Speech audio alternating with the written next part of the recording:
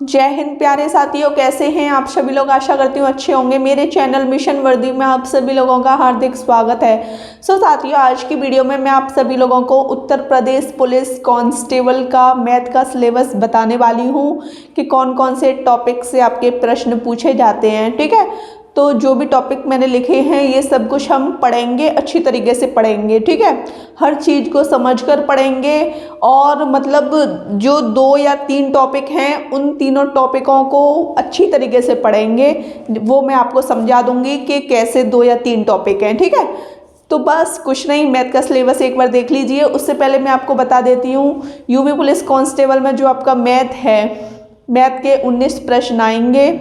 भले ही इसमें टॉपिक 24 हो, क्या आपको पता है कि मतलब वो कहाँ से पूछेगा। मैथ पढ़ना है क्योंकि वो एग्जामिनर के ऊपर है कि वो कहाँ से पेपर पूछेंगे। ठीक है, चलिए हम क्लास को स्टार्ट करते हैं।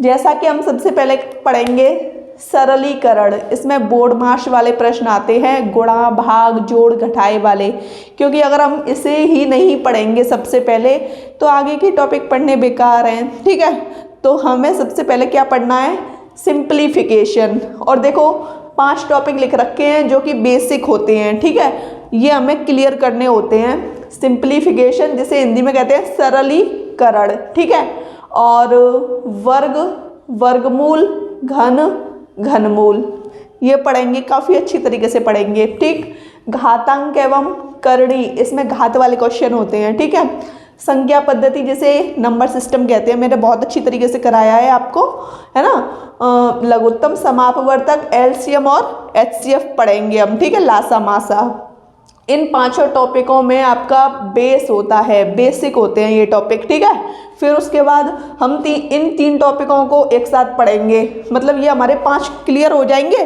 पहले हम प्रतिशतता, फिर साझेदारी, फिर मिश्रण। ठीक है, अच्छी तरीके से समझ पा रहे हैं ना। इस सिलेबस को अपनी कॉपी में लिख लेना, जो मैथ के नोट्स आप बनाओ ना उसमें आप इस सिलेबस को लिख लेना। ठीक है, फिर हमने यहाँ तक क्लियर किया अपना। अब हम पढ़ेंगे अनुपात व समानुपात, बहुत ही इम्पोर्टेंट टॉपिक है। फिर औसत और आयु।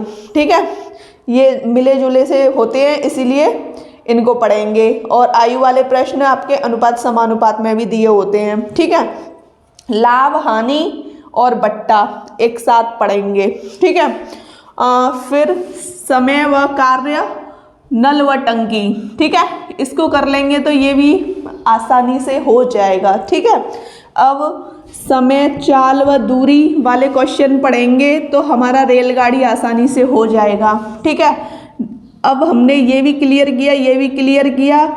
इसमें 2 मतलब फॉर्मूले होते हैं, अगर हमने 2 फॉर्मूलों को कर लिया और ये दोनों टॉपिक कर लिए तो ये भी आसानी से हो जाएगा। ठीक है, नाव व धारा।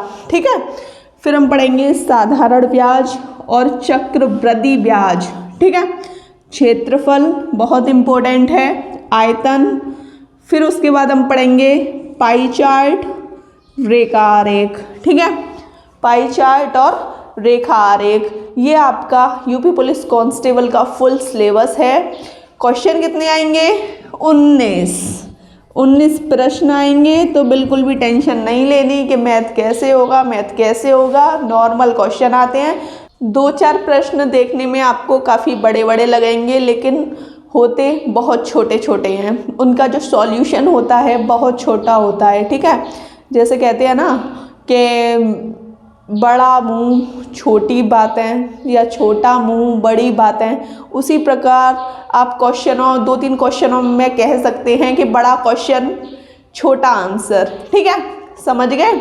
उसके बाद एक क्वेश्चन आपका 2 नंबर का है, एक क्वेश्चन आपका 2 नंबर का है, 1/2 अंक की लिख दिया है, मुझसे कहना मत। ठीक है, 1/2 अंक की क्या होगी आपकी, नेगेटिव।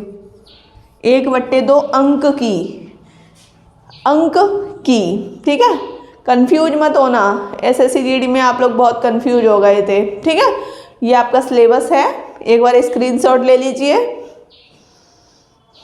साथियों, आपको मैंने मैथ का सिलेबस पूरा कंप्लीट करा दिया है। वीडियो कैसी लगी कमेंट सेशन में बताइएगा। वीडियो अच्छी लगी हो तो चैनल को सब्सक्राइब कीजिए, लाइक कीजिए, शेयर कीजिए। जय हिंद।